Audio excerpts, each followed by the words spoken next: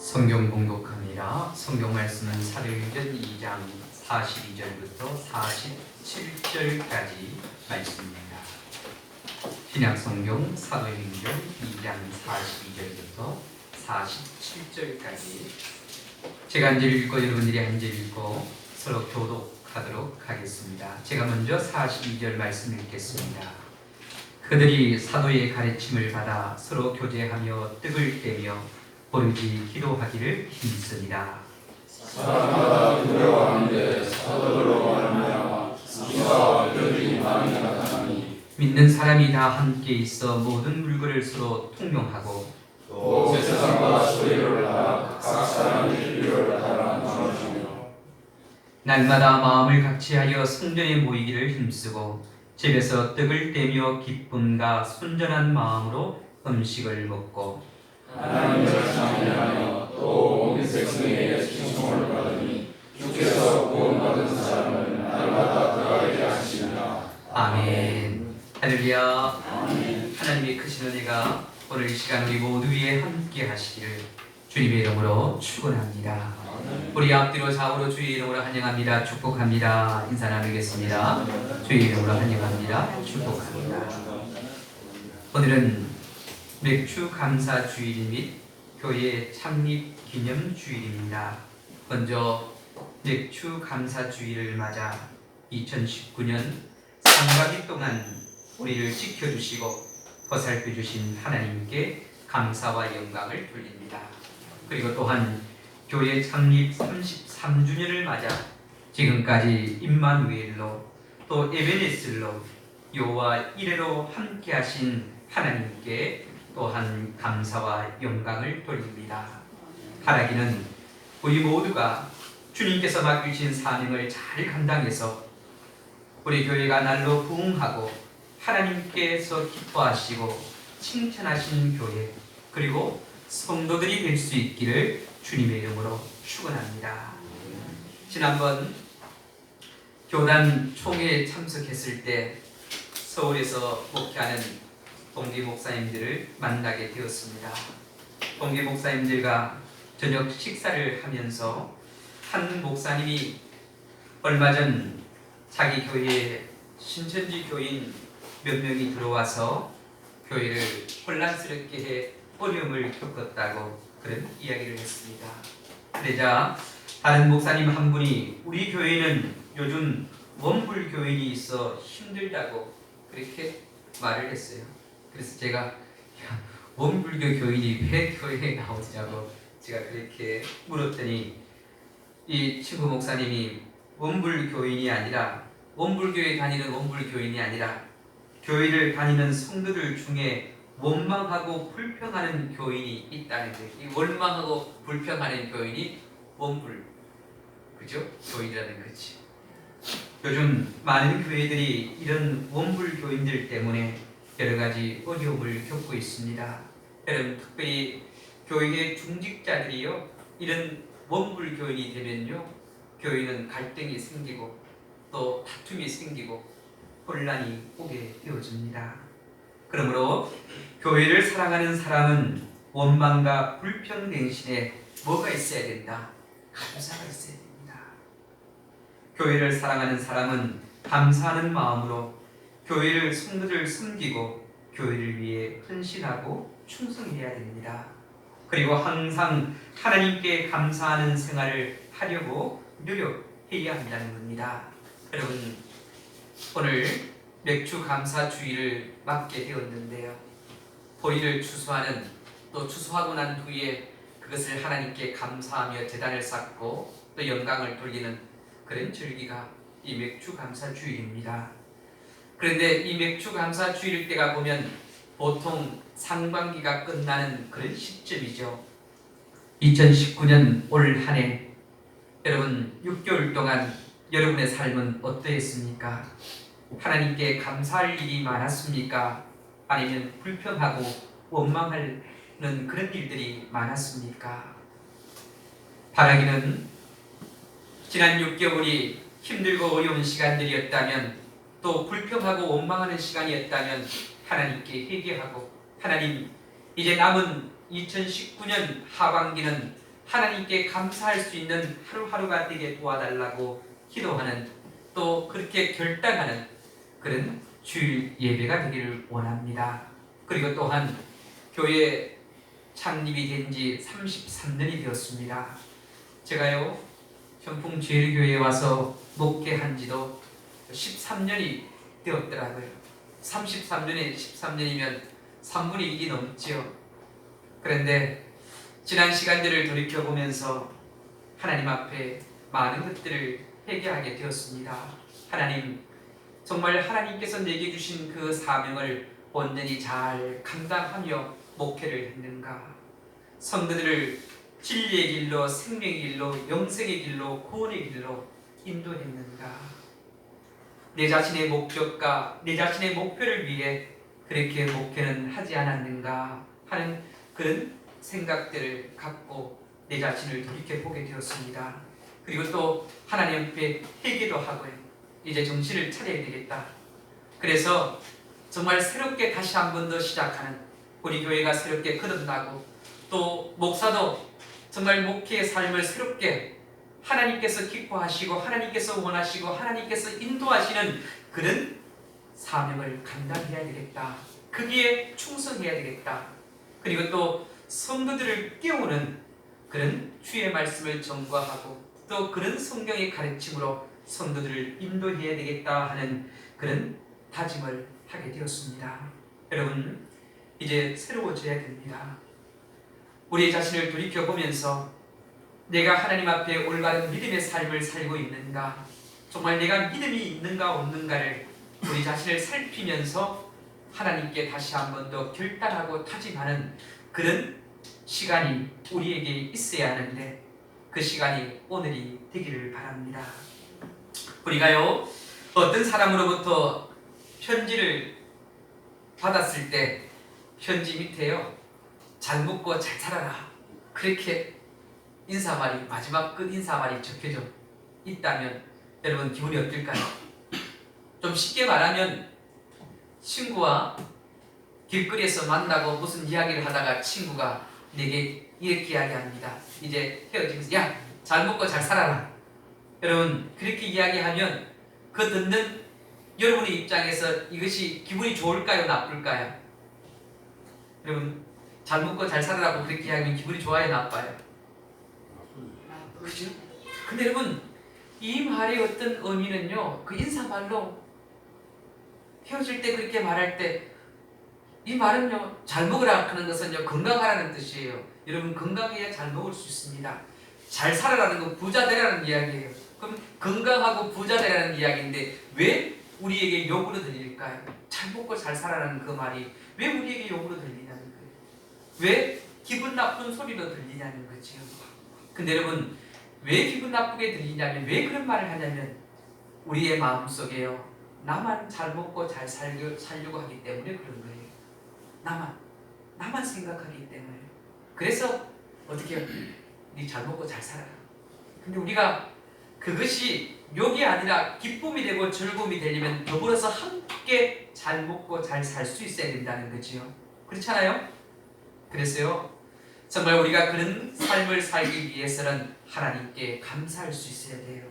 하나님께 감사할 때 더불어 함께 할 수 있다는 겁니다.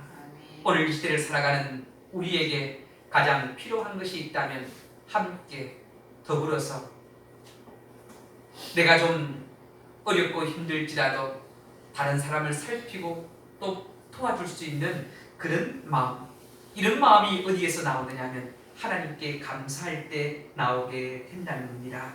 여러분 힘들고 어렵더라도 어떤 상황이 있을 때라도 우리 감사합시다. 여러분 그래서요 제가 올 초에도 여러분들에게 말씀을 드렸지만 하나님 앞에 매일 감사합니다 그렇게 하루에 몇 번쯤 하라고 그랬을까요?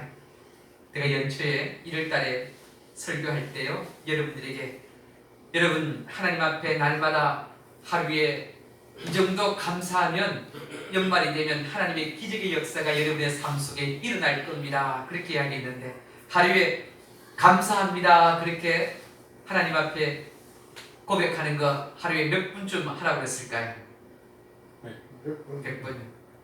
하루에 100번만 하라 그랬을까요? 제가 하루에 200번.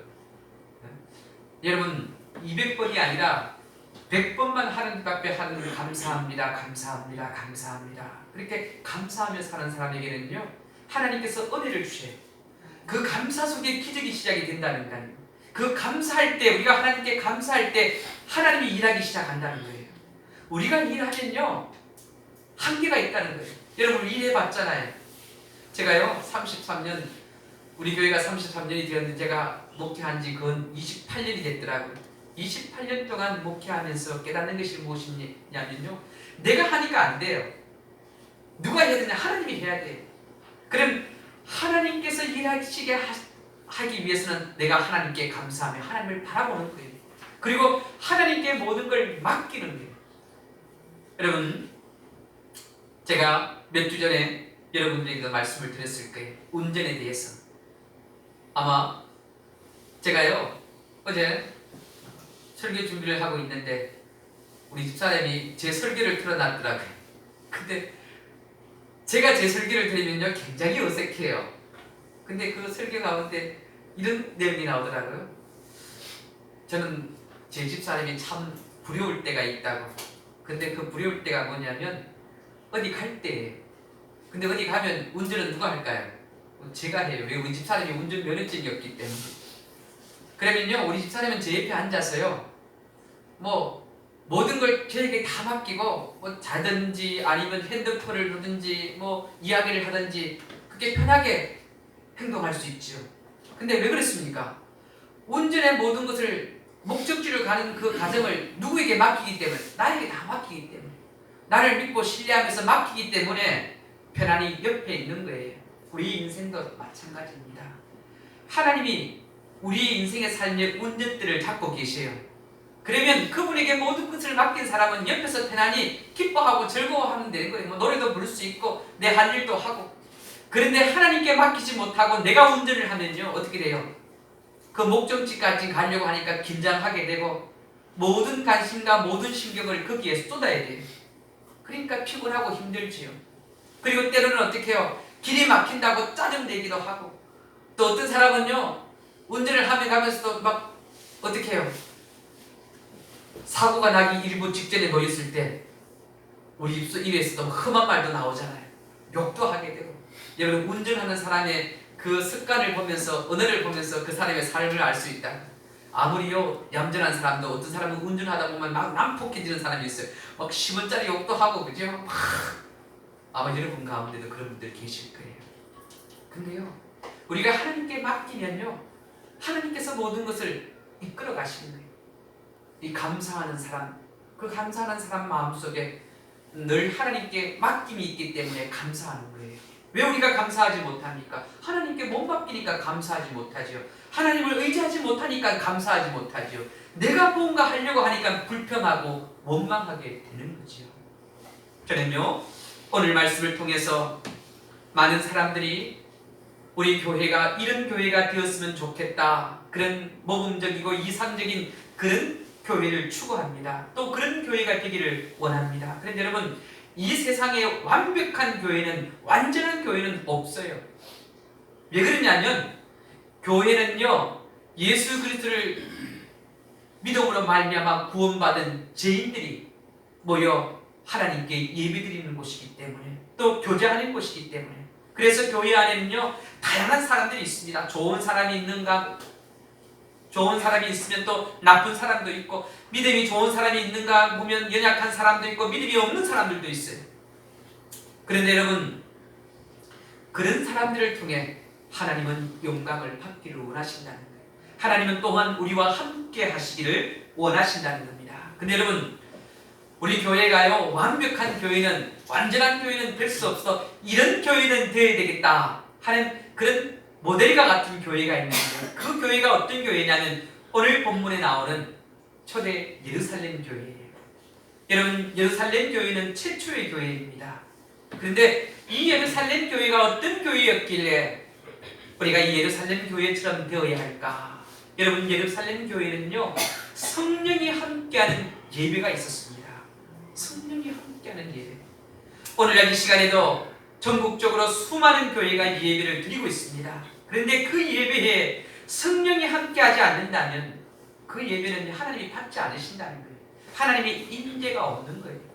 근데 예루살렘 교회는요, 성령이 함께하는 그런 교회였다는 겁니다. 또 그들이 오늘 우리 말씀을 통해서 보면요, 예배라는 단어가 없지만 예배에서 갖추어야 할 요소들이 다 나오는 모습을 보게 됩니다. 우리가요 46절을 보면 이 예루살렘 교회는 모이기를 힘썼다고 해요. 여러분, 우리가 하나님께 예배드리기 위해서는 어떻게 모여야 되잖아, 그죠? 근데 예루살렘 교회는 모이기를 힘썼어요. 또 예루살렘 교회는 어땠느냐면 47절에 보면 하나님을 찬미했다는 거예요.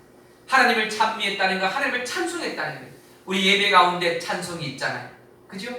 그리고 또 42절에 보면 가르침을 받고 기도에 힘썼다. 가르침이라는 것은 말씀 선포가 있었다는 거예요. 그리고 또 기도에 힘썼다는 건 기도가 있다는 거죠. 예배에는요 뭐가 있으면 모여야 되고, 그리고 또 어떻게 해요? 찬송이 있어야 돼요. 그리고 또 말씀 선포가 있어야 되고 기도가 있어야 돼요. 그런데 예루살렘 교회는 그것이 있었다는 겁니다. 그리고 예루살렘 교회 성도들은요, 이 성령의 역사하심을 통해 그들이 모이고 찬송하고 기도하고 말씀을 배우고 들었다는 거죠. 이 성령이 강력하게 역사해야만이 우리가 하나님께 찬송할 수 있게 되는 겁니다. 오늘 이 시대 우리 교회뿐만 아니라 모든 교회가 간절히 원하는 교회는 예배 가운데 성령이 함께하는 그런 교회입니다. 여러분, 성령이 함께하는 교회가 되기 위해서는요, 우리가 어떻게 해요? 예배의 마음을 쏟아야 됩니다. 예배의 마음을 쏟아야 돼요. 옛날에 보면요, 옛날에 교회 다니던 분들은 이런 이야기를 많이 했어요. 예배 보러 간다고. 여러분 들어보신 적 있죠? 혹시 여러분 가운데 야 오늘 예배 보러 가야 된다. 근데 여러분, 이 말은 틀린 말이에요. 예배는 보러 가는 것이 아니에요. 예배는 어떻게 드리러 가는 거예요. 누구에게? 하나님께 드리러 가는 거예요. 근데 오늘날 사람들이 예배를 보러 오는 거예요. 예배를 보러 오는 것은 구경꾼이에요. 보러 오는 사람은 아무것도 할 것이 없어요. 그냥 보기만 하면 되는 거지요. 그런데 예배를 드리는 사람들은요, 드리기 위해서 온 사람은 함께 해야 돼요. 마음을 함께 해야 돼요. 뜻을 함께 해야 돼요. 그래서 찬송 부를 때 함께 찬송하고, 그리고 또 기도할 때 함께 기도하고, 또 말씀을 들을 때 함께 그 말씀에 집중해야 된다는 거죠. 근데 오늘 이 시대에 보면요, 예배를 보러 오는 사람들이 있어요. 예전에 제가 어릴 때 시골에요, 가끔 굿을 하는 그런 경우들이 있어요. 그래서 굿을 하게 되면 사람들이 야, 그 굿 보러 가자 그렇게 이야기해요. 그래서 굿 하는 거 구경 간 적이 굉장히 많이 있어요. 그래서 그 무당이 열심히 굿 하는 거 보기만 하면 되는 거예요. 그죠? 근데 여러분, 예배는요, 목사가 굿하는 게 아니라는 거예요. 여러분이 그냥 목사가 그냥 찬송하고 기도하고 설교하는 거 그냥 가만히 보고 있으면 되는 거다 아니라는 거예요. 목사와 함께 이 시간 예배를 드리는 거예요. 하나님을 찬송하고 또 하나님께 영광을 돌리는 거예요. 여러분, 드리기 위해서는요, 예배를 드리기 위해서는 우리의 입과 마음이 열려야 돼요. 우리의 입술이 열릴 때 우리의 마음이 열려지는 거죠. 하나님께 찬송하고 기도할 때 우리의 마음의 문이 열리는 거예요.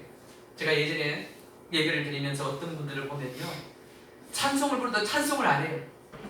기도를 할 때도 눈 뜨고 가만히 있는 거예요. 참 안타까워요. 그 예배를 보러 오는 거죠. 구경하는 거죠. 하나님께서 그 사람이 드리는 그 예배를 받으시겠냐는 거예요. 하나님도 그 인생의 삶을 그냥 보고만 계시는 거예요. 그가 하나님 앞에 아무리 기도해도 하나님은 그냥 보시는 거예요. 제가 그랬어요. 그 청년에게 그린 적 있어요. 야, 예배는 같이 찬송하는 거고 같이 기도하는 거다. 하나님께 드리는 거다. 그런데도 이 믿음이 없으니까 그냥 예배에 나와도 그냥 가만히 앉아있다 가는 거예요. 가만히 앉아있다. 여러분, 예배는요, 성령님이 함께함으로 우리 모두가 하나님께 드려지는 거다. 바로 초대교회 예루살렘 교회가 그랬다는 겁니다. 두 번째로 보면 예루살렘 교회는 예수 그리스도의 사랑을 나누고 실천하는 교제가 있었다는 거예요. 예수님의 사랑을요, 실천하고 나누는 그런 교제가 있었다는 겁니다. 오늘 말씀을 보면 42절에 서로 교제하고 떡을 떼며 44절부터 46절을 보면 믿는 사람이 다 함께 있어 모든 물건을 서로 통용하고 또 재산과 소유를 팔아 각 사람의 필요를 따라 나눠주며 날마다 마음을 같이 하며 떡을 떼며 기쁨과 순전한 마음으로 음식을 먹고, 그렇게 말씀합니다. 예루살렘 교회의 성도들의 교제를 보여주는 내용입니다. 사람들이요, 교회에 가기 싫은 이유를 보게 되면 하나님보다 사람 때문에 교회를 나가지 않으려고 하는 사람들이 있다는 겁니다. 여러분, 사람과의 관계가 깨지면 미워하는 마음이 생기게 됩니다. 그리고 또 불평과 다툼이 일어나는 순간부터요, 교회는 힘을 잃게 됩니다. 여러분, 교회에서 맨날 다투고 싸우고 갈등이 생기면 여러분, 교회는 힘이 없어지는 거예요. 여러분, 아름다운 교제가 있어야 됩니다. 그런데 교제를 하는데 다툼의 교제가 있고 서로 어떻게 미워하는 그런 교제가 있고 이러면요, 교회는 무너지게 되어져 있는 거예요. 사람들이 교회에 나와서 신앙생활을 하려고 하는데 교회에 가기 싫은 마음들이 생기는 이유 중에 하나가 뭐냐면 교회에 나와서 인간관계가 깨지는 거예요. 보기 싫어지는 거예요. 보기 싫어지면 어떻게 미움이 생기게 되고 또 서로가 대화 가운데 갈등이 생기고 다툼이 생기게 되죠. 그러면 교회는 어떻게 해요? 점점점 힘을 잃게 되죠. 이만전한 분이요, 이런 책을 하나 썼어요. 어떤 책을 썼냐면 교회에 가기 싫은 7가지 이유. 그런데 77가지의 이유를 드는데요, 그 이유를 보면 교회를 다니는 사람이든 교회를 다니지 않는 사람이든 교회를 가기 싫은 이유에 대해서 쭉 설명을 해놨는데요, 정말 일리가 있는 말이더라. 그런데 이 책의 핵심이 뭐냐면요, 교회와 세상이 다르지 않다는 거예요. 똑같다는 거예요. 예수를 믿는 교인이나 예수를 믿지 않는 사람이나 생활은 똑같다는 거예요. 뭔가 교회에 다니면 교회는 세상과 달라야 되는데, 구별이 돼야 되는데, 제가 지난 오후에 교회에 대해서 말씀드리면서 교회는 세상과 구별돼야 되고 차이가 있어야 된다는 거죠. 근데 교회나 세상이나 똑같으라는 거예요. 교회 가니까요, 교회 안에도 지역 감정이 있고, 교회 가니까 교회 안에도 돈 있는 사람들, 권력 있는 사람들, 이런 사람들이 대우받고, 무시당하는 사람들이, 세상 사람과 똑같은 사람들이 무시당하고 차별이 없더라고요.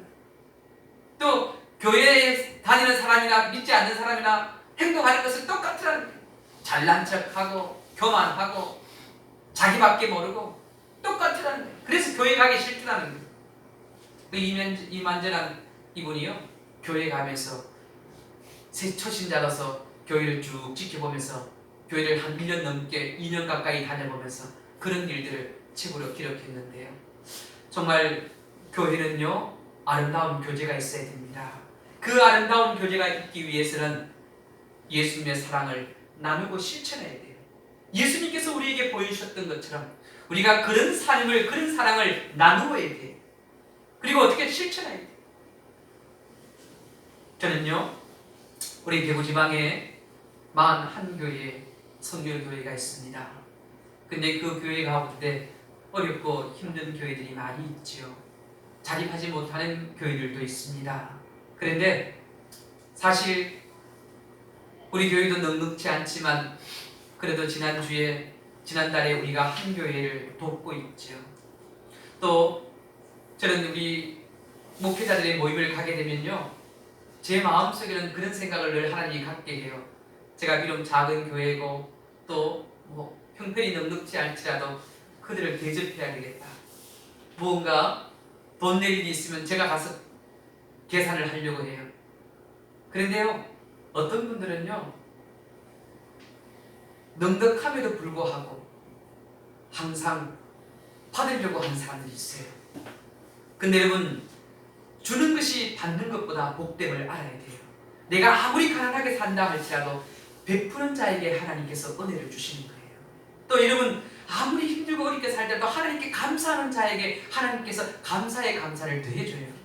저는요, 내가 힘들고 어려울지라도 제가 베풀면, 제가 섬기면, 때로는 물질을 통해 섬기고 때로는 어떻게 여러 가지 일들을 위해서 섬기면요, 하나님께서 더 갑절로 제게 채워주신다는 그런 믿음의 확신이 있어요.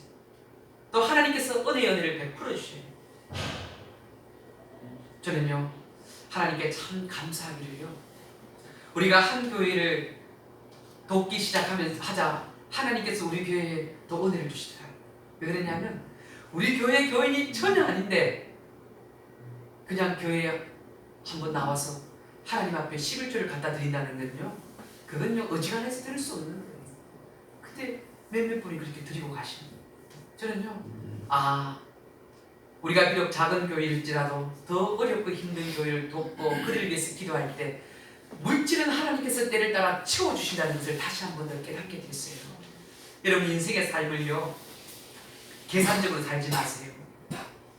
계산적으로 살면요 축복도 제대로 받을 수 없는 거예요.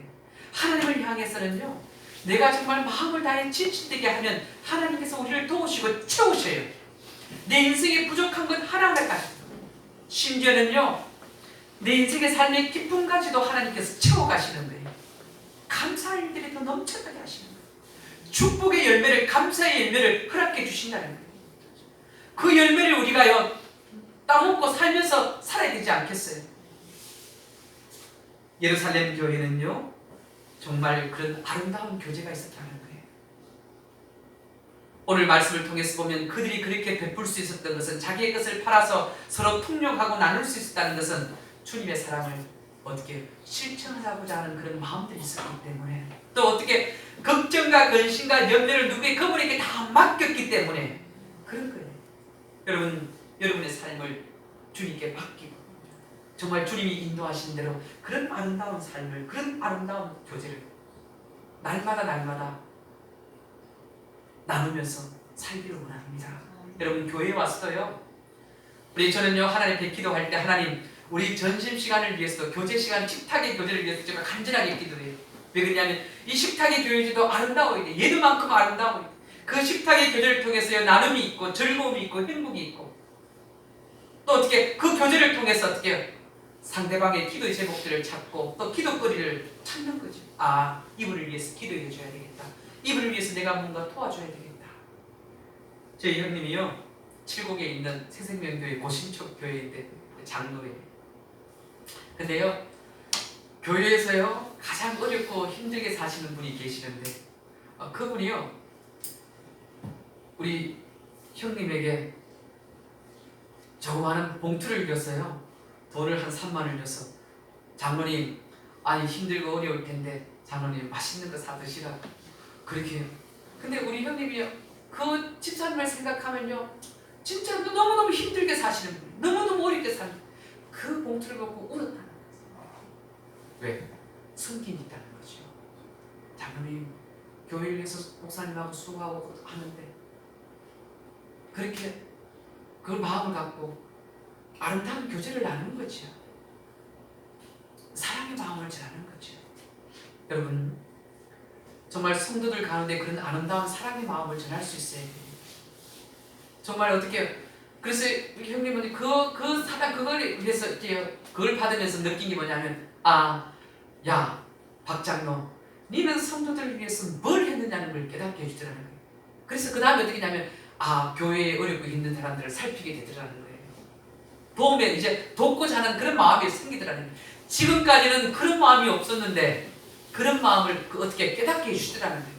그래서 이제는요 형님도 형수님도 어렵고 힘들지만 성도들을 도우려고, 혹시 어려움이 처음에 있는 사람이 없을까, 도움이 필요한 사람들이 없을까, 기도가 필요한 사람이 없을까, 그런 마음을 갖게 되는 거예요. 여러분, 성도들 간에 아름다운 교제가 있어야 됩니다. 그래야요 주위의 사람들이 우리 형풍 제1교회 보고 그 교회 가고 싶은 교회다, 다니고 싶은 교회다 뛰어지는 거예요. 사람들이 볼 때요 이 교회 성도들은 세상 사람들과 달라요. 삶이 다르고 행동이 달라요. 그러니까 어떻게 그 교회는 한번 나가고 싶은 거예요. 다녀보고 싶은 교회예요. 예루살렘 교회가 그런 교회였다는 거예요. 저는 우리 교회가 이런 교회가 되기를 원합니다. 세 번째는요, 예루살렘 교회는 말씀 앞에 겸손했어요. 말씀 앞에. 여러분, 교만한 사람은요 말씀을 잘 받아들이려고 하지 않습니다. 말씀을 배우려고 하지 않아요. 그 정도는 다 알고 있는데, 어떤 분은요 주일날 설교 들어와서 설교 제목 보고 본문 한번 찾아보고 이거 몇 분 들은 설교인데 박무근 목사는 어떻게 설교하나 한번 들어보자. 설교를 평가하려고 앉아 듣는 사람들이 있어요. 근데 여러분, 우리가 주의 말씀을 들을 때는 그 말씀 앞에 겸손해야 돼요. 하나님, 매번 듣는 말씀이지만 오늘 이 말씀을 통해 새롭게 깨닫게 하여 주시고, 지금까지 내가 그 말씀을 들었음에도 불구하고 그 말씀대로 살지 못한 것, 오늘 말씀 듣고 다시 한 번 더 그 말씀 속으로 살아갈 수 있도록 인도해달라고, 그런 결단의 마음으로 말씀을 들어야 돼요. 그 말씀 앞에 겸손해야 돼요. 그러면요, 하나님의 은혜가 주어지는 거예요. 여러분, 사도행전에 보게 되면 사도행전 10장에 보면 이방인 고넬료라는 사람이 등장합니다. 그는 이달리아 부대의 백부장이었습니다. 그 당시에 사회적으로 보면 백부장은요, 상류계층의 사람이었습니다. 그런데 그가 예수님의 제자 베드로를 자기 집으로 청하지요.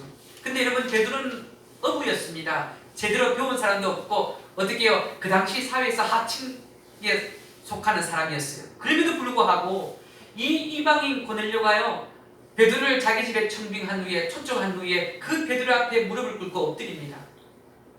그리고 주의 말씀을 들어요. 정말 베드로 보잘것없는 그 베드로였음에도 불구하고 이 말씀 앞에 겸손했다는 거죠. 그 말씀을 들으려고 집중했다는 거예요. 여러분, 초대교회 예루살렘 교회를 보면요, 예루살렘 교회에 나왔던 성도들은 다양했습니다. 예수님의 제자들보다 더 많이 배웠고, 더 많이 알고 있고, 또 사회적으로 높은 지위에 있고, 심지어는 제사장들까지도 있어요. 흔한 제사장들도. 그런데 그들이 어떻게 해요? 사도들의 말에 집중했다는 거예요. 그렇게 집중할 수 있었던 것은, 그 말씀을 배울 수 있었던 것은 말씀 앞에 겸손했다는 거예요. 여러분, 말씀 앞에 겸손해야 됩니다. 그래야만이 어떻게 해요? 말씀이 우리의 삶에 새겨지는 거예요.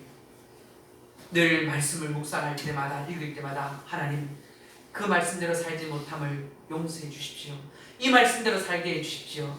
여러분, 말씀을 많이 읽는 것도 좋지요.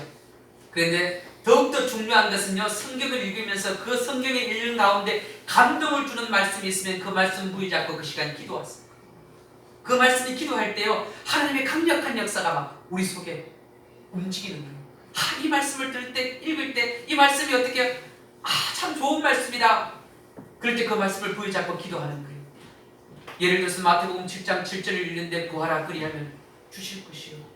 하나님, 정말 그 말씀을 읽을 때 나는 내가 하나님께 구하는 이런 것들 하나님 주십시오. 그렇게 그 순간에 또 기도하게 됩니다. 찾는 거 내가 뭘 찾는데, 하나님, 내 삶 속에 잃어버리고 살아가는 것들이 너무나 많습니다. 믿음을 찾을 수 있도록 도와주십시오. 회복할 수 있도록 도와주십시오. 그 말씀 부여잡고, 은혜 받은 말씀 부여잡고 기도하는 거예요. 그때 하나님께서 역사하시는 거예요. 성령께서 막 우리의 마음에 감동을 주시는 거예요. 여러분, 늘 말씀 앞에 겸손하시기를 바랍니다. 그리고 또한 말씀을 배우기를 사모해요.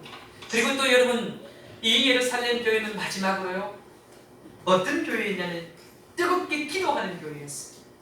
여러분, 교회는 기도가 없으면 무너지게 되어져 있습니다. 이 기도를 통해서 어떻게 교회가 성령의 강력한 임재가 일어나는 거예요. 여러분, 성령의 역사도요, 예수님의 제자들이 마가의 다락방에 모여서 10일 동안 간절하게 기도할 때 성령이 그들 가운데 임했습니다. 그러므로 기도하지 않으면요, 우리의 신앙이 차릴 수도 없고, 기도하지 않으면 우리 교회가 부흥할 수도 없고, 기도하지 않으면 이 나라의 민족도요, 무너질 수밖에 없는 거예요. 그래서 기도해야 됩니다. 뜨겁게 기도해야 됩니다. 예수님께서 제자들을 책망하신 일이 있었는데, 어떤 일이냐면 귀신 들린 아이가 있었습니다. 그래서 그 아이를 데리고요, 이 아버지가 예수님의 제자들을 찾아갔습니다. 이 귀신을 쫓아달라고. 그런데 제자들이 기도해도 뭔가 쫓아내지를 못했어요. 그래서 예수님께서 와서 그 귀신 들린 아이의 귀신을 쫓아냈습니다. 그리고 제자들에게, 그 무능한 제자들에게 뭐라고 해요? 기도 외에는 다른 종류로 나갈 수 없다는 거예요. 하나님 앞에 깨어 기도하지 않으면 그런 영적인 능력과 기도가, 파워가, 힘이 나오지 않는 거예요. 여러분, 우리 신앙의 힘이, 신앙의 능력이 어디서 나옵니까? 기도에서 나오는 거예요. 강력하게 나오는 것이 이 하나님 앞에 매달려 기도할 때 역사하는 거예요. 기도해야 됩니다. 간절하게 부르짖어야 됩니다. 이제 이번 주부터요, 금요일날 우리 성경 공부합니다. 성경 공부 마치고 또 기도의 제목들을 갖고 기도합니다. 앞으로 또 하나님께서 인도하시는 대로, 또 하나님께서 이끌어 가시는 대로 또 일들을 이겨 나가려고 합니다. 근데 여러분 무엇보다 기도해 주시길 바랍니다. 교회를 위해서 기도하고 또 성경 공부 모임을 위해서 기도해 주시고 또 기도 모임을 위해서 기도해 주시고 또 예배를 위해서도 기도해 주시고 또 우리가 예수 그리스도의 이 복음 전하는 이 사명을 감당하기 위해서도 기도해 주시고 여러분 무엇보다도 우리 교회가 예루살렘 교회처럼 그렇게 되기 위해서는 성령이 함께하는 예배가 있어야 되고 그리고 또한 두 번째는 우리 모두가요 예수 그리스도의 사랑을 나누고 실천하는 그런 아름다운 교제가 있어야 되고 그리고 세 번째는 우리 모두가 말씀 앞에 겸손해야 되고 그리고 또한 네 번째는 우리 교회가 기도하는 교회가 되어야 한다. 그럴 때요 우리 교회가 건강하게 또 하나님이 기뻐하시는 교회가 될 줄 믿습니다. 그런 교회가 되기를 우리 모두가 힘쓰고 노력할 수 있기를 주님의 이름으로 축원합니다. 기도하겠습니다. 하나님 감사합니다. 백주감사주의를 맞아 또 교회 33주년 창립 기념주의를 맞아 예루살렘 교회처럼 우리가 되기를 소망합니다.